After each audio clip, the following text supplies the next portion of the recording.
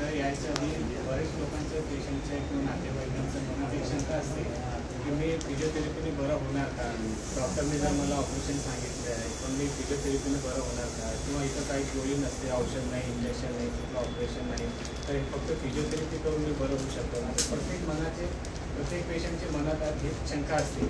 तर त्यासाठी आम्ही आमचे चॅनल्स आहे, यूट्यूबवर आहे, फेसबुक आहे किंवा इंस्टाग्राम वगैरे सगळीकडे आमचं चॅनल्स असते. पण ते व्हिडिओ प्रत्येकापर्यंत पोचते नाही पोचते, थोडे लोक त्याला जात नाही तोपर्यंत याच्यापर्यंत. तर त्यासाठी आपण एक छोटासा कार्यक्रम इथं घेऊन पेशंटचे जे ट्रीटमेंट इथं घेतात, जे ओल्ड पेशंट आहे आमचे सध्या ट्रीटमेंट घेतात, त्यांच्या अनुभवात त्यांचा स्वतःचा एक बोल असते, अनुभवाचे बोल ते स्वतः पेशंट तुम्हाला सांगू शकेल. त्यासाठी एक छोटासा कार्यक्रम घेतलेला आहे. त्यासाठी आपण मी डॉक्टर नेहा सिंग रोडा मॅडमचा हे करतो की तिने 2 शब्द बोलतात.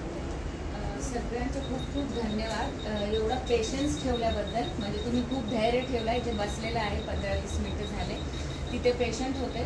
सर्वात आधी हे जे कार्यक्रम जे आहे ते तुमच्या सगळ्यांच्या मोटिवेशनसाठी आहे. सर्वात महत्त्वाचं म्हणजे तुम्हाला कळायला पाहिजे की आपलं ट्रीटमेंट कसं आहे, त्याची इम्पॉर्टन्स कसं आहे, आणि तुमच्यामध्ये एक सकारात्मकता, पॉझिटिव्हिटी डेव्हलप व्हायला पाहिजे उपचारच्या बद्दल. कारण अर्धा काम ट्रीटमेंटचं असतं, अर्धा तुमची पॉझिटिव्हिटी आणि विश्वासचं काम असतो. म्हणजे एक पेशंटला, सर्व पेशंटला मी समान ट्रीटमेंट देत असतो, पण त्यातले 1-2 पेशंट जर खूप निगेटिव्ह ॲटिट्यूडनी आले किंवा मनात त्यांची खूप नकारात्मकता असली की मी बरंच होत नाही किंवा चिडचिड केले, रागरागने ट्रीटमेंट घेतले, तर कदाचित आम्ही कितीही क्वालिटीचे ट्रीटमेंट देऊ दे त्यांना रिझल्ट येत नाही. तर पॉझिटिव्हिटी, मोटिवेशन हे सगळं पण ट्रीटमेंट घेताना खूप महत्त्वाचं आहे. त्यातले खूप चांगले उदाहरण माझ्यासमोर मंजिरी कुलकर्णी मॅडम आहेत. त्यांनी खूप शांतपणे आणि खूप विश्वासाने आमच्याकडे ट्रीटमेंट घेतलेले होते आधी, आणि आता पण त्यांनी आले. मला तर विसरला होता, पण त्यांच्या बोलणं ऐकून मला सुद्धा एवढी पॉझिटिव्हिटी येते. तर मी म्हणले असं मलाच एवढं मोटिवेशन येतं आहे चांगलं काम करायचं, तर आपले पेशंटला पण त्याचा फायदा व्हायला पाहिजे. कारण आता शिबिरमध्ये नवीन पेशंट आलेले आहेत आणि त्यांच्या मनात भरपूर शंका आहेत. आम्ही इथे पण फिजिओथेरपी घेतलो, तिथे पण घेतलो, तिथे कुठली थेरपी घेतलो, कुठे कपिंग लावून घेतलं, कुठे नीडलिंग लावून घेतलं, कुठे सेटिंगच्या नावाने काही ट्रीटमेंट झालेले आहेत. तर इथे काय वेगळं आहे, ह्या तुम्ही पेशंटच्या तोंडातनं ऐकलं तर तुम्हाला कॉन्फिडन्स येणार. आम्ही सांगणार तर तुम्हाला बहुतेक असं वाटणार की तेच असेल. पण जेव्हा पेशंट स्वतःचा अनुभव शेअर करतो की मला असा फरक पडला आहे, किंवा हा जे ट्रीटमेंट आहे हा खूप वेगळे प्रकारचं ट्रीटमेंट आहे, आणि आमच्या ट्रीटमेंटमध्ये आम्ही असेसमेंट करतो, पेशंटला व्यवस्थित चेक करतो, त्याला काय प्रॉब्लेम आहे, त्यानंतर त्याच्या निदान करतो. तर मी मंजिरी मॅडमला, कुलकर्णी मॅडमला बोलवते की त्यांनी स्वतःचा अनुभव हिलिंग हँड्समध्ये, आता त्यांनी दुसरी प्रॉब्लेमसाठी आलेले आहेत, त्याच प्रॉब्लेमसाठी नाही, तर त्यांनी त्यांचा अनुभव शेअर करा की आमच्याकडचं ॲटमॉस्फिअर कसं आहे, ट्रीटमेंट काय आवडलं त्यांना, आणि कसं त्यांचा अनुभव होता. यामध्ये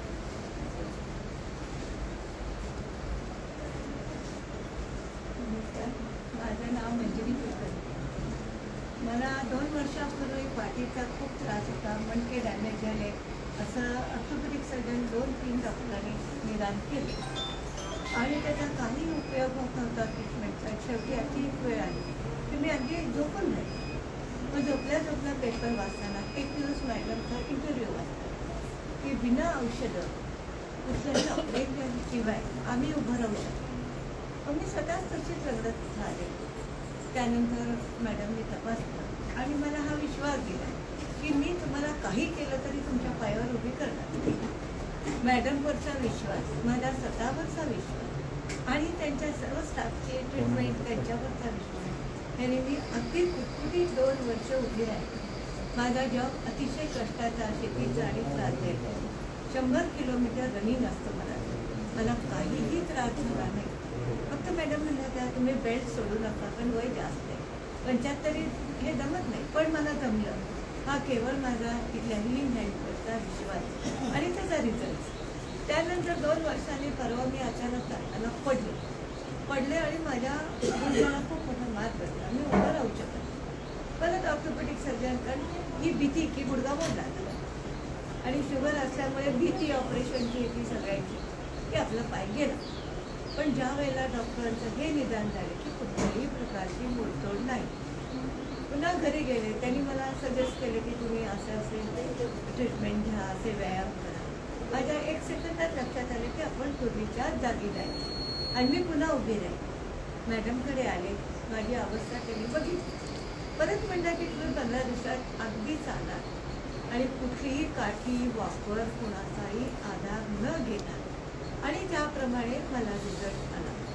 हा केवळ माझा स्वतःचा कॉन्फिडन्स, मॅडमची ट्रीटमेंट आणि विश्वास आणि त्यांच्या सर्व स्टाफची सुद्धा मदत. इथलं वातावरण म्हणजे अगदी फ्रेंडली असतं. पेशंटसुद्धा एकमेकांच्या खेळीमेळीने वागतात. सिस्टर्स, आया सगळे एकमेकांना छान मदत देतात. म्हणून माझी विनंती आहे की कंटाळून ट्रीटमेंट सोडू नका आणि इथं केलेले व्यायाम परत परत परत परत घरी केले तरच रिझल्ट येतात. इथं किती अर्धा तास आहे, पण आपण दिवसभर घरी असतो आणि थोडक्यात आपण इतके घायाळ असतो की आपण चालू करू शकतो. मग व्यायाम करायचं, दुसरा आपल्याला काही उद्योग नाही.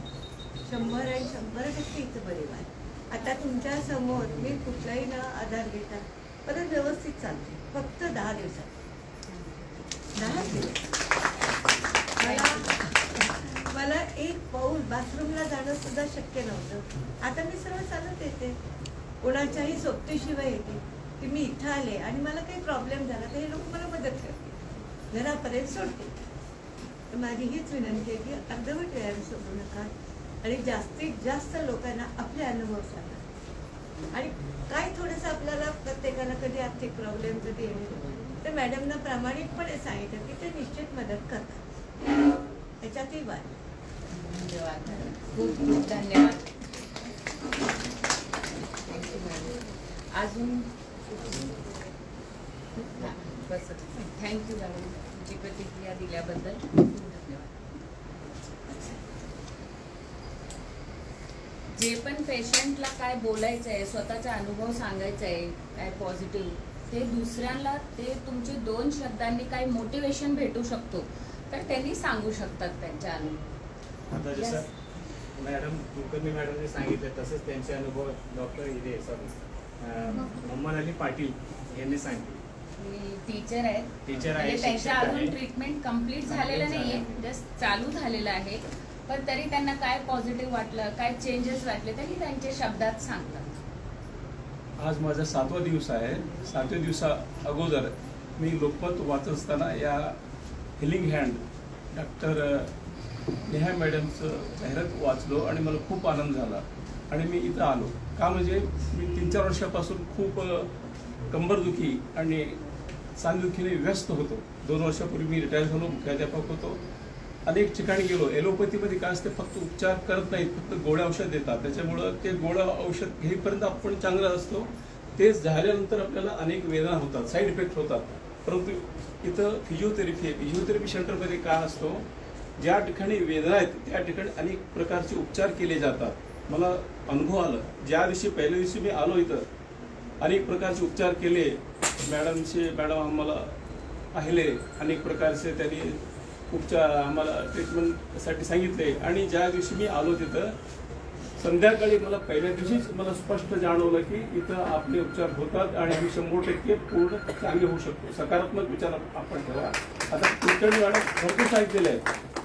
कुलकर्णी मॅडमचा अनुभव 2दा, याच्या अगोदर एकदा त्यांनी येऊन सांगितलं, आता मी प्रत्यक्ष ऐकलो आणि आता सुद्धा त्यांनी सांगितले. त्याप्रमाणे सर्वांनी मनात अगोदर कमी होईल या इच्छेने या इथं. 50% आपला आत्मविश्वास आणि 50% मॅडमचे इतर सर्व कर्मचारी जे आपल्याला उपचार करतात त्याच्यावर विश्वास ठेवा आणि जे व्यायाम सांगतात ते व्यायाम रोज करा आणि पथ्य पाळा आणि कुठलाही रोग तुमच्या जवळ येणार नाही. तुम्ही त्याला रामराम म्हणणार.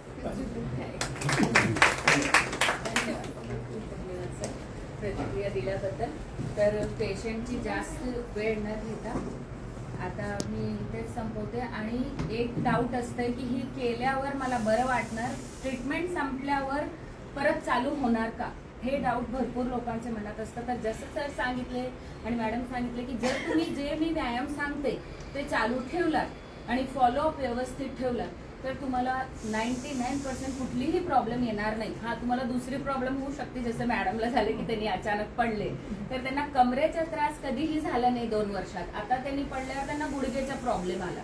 त्याची आपण गॅरंटी देऊ शकत नाही, पण तुम्हाला तोच प्रॉब्लेम शक्यतो येणार नाही जर तुम्ही व्यायाम चालू ठेवलात सांगितलेले आणि जे तुम्हाला डूज अँड डोंट्स की हे करू नका, असं बसू नका, काही गोष्टी मी सांगत असते प्रत्येक पेशंटसाठी वेगवेगळे असतात, ते जर फॉलो केलं तर शक्यतो तुम्हाला काहीच प्रॉब्लेम येणार नाही आणि लाईफ लॉंग तुम्ही तुमचे मणके सांधे सांभाळून ठेवू शकता आणि व्यवस्थित तुमची दिनचर्यामध्ये परत जाऊ शकता.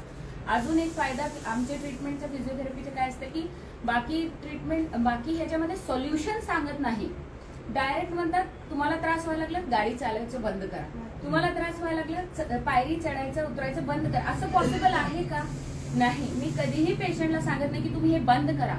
एक टाइम पिरियड साठी कमी करा. थोडे दिवसासाठी खाली बसायचं नाहीये. समजा डिस्कचा प्रॉब्लेम आहे, त्यानंतर तुम्हाला सर्व ऍक्टिव्हिटीज करायचंय, परत तुमची लाईफस्टाईल मध्ये रिटर्न जायचंय. असं नाही की कायमस्वरूपी तुम्ही पायरी चढ उतर करायचं नाही. हे आपली दिनचर्यामध्ये पॉसिबल नाही.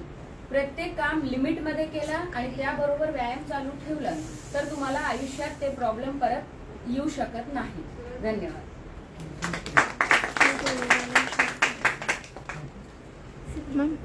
तुम्ही बोलणार का? हा. या. असंच दवाखान्याला गेले चतुर्थीला गेल्यावर मला ॲडमिट केले. चारच दिवस फक्त होते. मला 40,000 रुपये घेतले. ऑपरेशन करायचं ठरलं. मग असं ना असं आमची एक मुलगी लांब गावी आहे. मग त्या मुलीला असं कोण असं पत्ता देत दिले ह्याच्यापर्यंत असे तुमच्यासारखी आजी वापरत आली. त्यानंतर तिनं एकदम 2दा-3दा आली गेली, तिला कमी झाल्यावर मग आमच्या पोरीनं पत्ता घेतला आणि तर आपण घेतो जाऊ नको ऑपरेशन, मणक्याचं ऑपरेशन सक्सेस होत नाही, म्हणजे आपलं कोण करत नाही. आणि असं ना असं पत्ता घेतले म्हणून आमच्या मुलीनं मला सगळं फट सांगितल्यानंतर आमची हितली मुलगी त्यांच्याकडे येऊन शोध काढून त्याचं हे घेऊन आल्यावर पुन्हा मला सकाळ उठून आणली. आणल्यावर ह्याने तपासली केली तर त्याने काय म्हणले, तुमच्या आईच्या 3 गाद्या सरकत्या, तुमची आई सक्सेस होत्या, का तुम्ही हे करू नका म्हणल्यावर आम्हाला बरं वाटलं. मग आता मला इथं येऊन 15 दिवस झालं. मी रुपयातले बरोबर 12ने सक्सेस झाले. तुम्ही आधी किती असं काय प्रॉब्लेम होता, कसं उभारू शकत नव्हता, असं आले होते? असं चालते ती बी असं मला येता येईना झालं. इथं जळजळी होती. मला असं उचलून आणली होती. हा, मला उचलून आणले होते. त्या चतुर्थी सीमा जिंकून मला उचलून घातले. त्यांनी ऑपरेशनची तयारी केली होती. आमच्या एक जावयानं मुलीनं नको म्हणली, नको मणक्याचं ऑपरेशन सक्सेस होत नाही म्हणल्यावर आमच्या मुलीनं जावयानं आता जिथं पुण्याने जावाई पैसे भरा तुम्ही. तर मला एवढ्या नंतर तुम्ही सगळ्या बहिणी माया बहिणी आपण आहो, पण सक्सेस मात्र होते. धन्यवाद. ऑपरेशन करणारे डॉक्टर नाराज होतात. तसं काय नाही. कधी कधी ऑपरेशनची गरज पडती, कधी कधी गोळी औषधची गरज पडती. आपण कुठलीही पॅथीला नकारात्मकता मी बघत नाही. आम्ही सुद्धा वेळ आल्यावर ॲलोपॅथी ट्रीटमेंट घेतो, पण सगळ्या ट्रीटमेंटची ठराविक वेळ असते. जर कुठला प्रॉब्लेम झाला, कुठल्या सांध्यांच्या नसांचं दुखणं झालं तर 5 ते 7-10 दिवस गोळी औषधचं पण काम असतं. सूज आली तर त्यानंतर आपल्याला फिजिओथेरपी करायलाच पाहिजे कंपल्सरी. तर हे सगळं म्हणजे असं नाही की कधीही ऑपरेशनची गरज पडत नाही. जर फ्रॅक्चर झालं काय झालं तर कधी कधी ऑपरेशनची पण गरज पडते, पण ज्या केसेसमध्ये गरज पडत नाही तिथे नक्की करायला नाही पाहिजे. आणि फर्स्ट फिजिओथेरपी आणि आमच्या जे ॲडव्हान्स ट्रीटमेंट आहे UKची ऑस्टिओपॅथी, स्पेशली कायरोप्रॅक्टिक, हे सर्व ट्राय केल्यानंतर समजा एखाद्या पेशंटला कधी कधी रिझल्ट येत नाही झाला तरच ऑपरेशनकडे ओढायला पाहिजे. मी नेहमी पेशंटला सांगत असते, ह्यामध्ये खूप तुमचा खर्च पण नाही आणि तुमचे ऑपरेशन खूप इमर्जन्सीचे नसतात, कारण हे ऑर्गन रिलेटेड नाही की हा बाबा हार्ट ब्लॉक झाला इमर्जन्सी ऑपरेशन करायचं, असं कुठलाही प्रॉब्लेम नाही. मणकेच्या प्रॉब्लेमसाठी, सांध्यांच्या प्रॉब्लेमसाठी आपण थोडे दिवस वेट करू शकतो. तर त्या पिरियडमध्ये जर आपल्या ट्रीटमेंटचा गुण आला तर तुम्ही एवढी मोठी सर्जरी वाचू शकता, स्वतःची बॉडी सेव्ह करू शकता. त्याचे जे दुष्परिणाम आहे ते तुम्हाला होणार नाही. तर मी कुठलेही डॉक्टरवर, कुठलेही ट्रीटमेंटवर अजिबात नावं ठेवत नाही. सगळ्यांचा त्यांचा अनुभव आहे, सगळ्यांचा वेगवेगळा उपचार आहे. पण आपले उपचारची ही खासियत आहे की ज्या पेशंटला ऑपरेशन सुद्धा सांगितलं जात आहे त्यांचे सुद्धा आमच्याकडे म्हणजे 99% पेशंट बरं होत आहेत. हे रिझल्ट आहेत. धन्यवाद. थँक्यू. आता ज्यांच्या ट्रीटमेंट राहिलेलं आहे त्यांनी त्यांचे ट्रीटमेंट कंटिन्यू करू शकतात. धन्यवाद. इनका फोटो इकडे बसा म्हणून इंचा एक फोटो घ्या.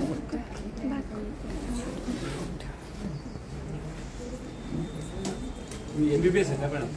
नाही हे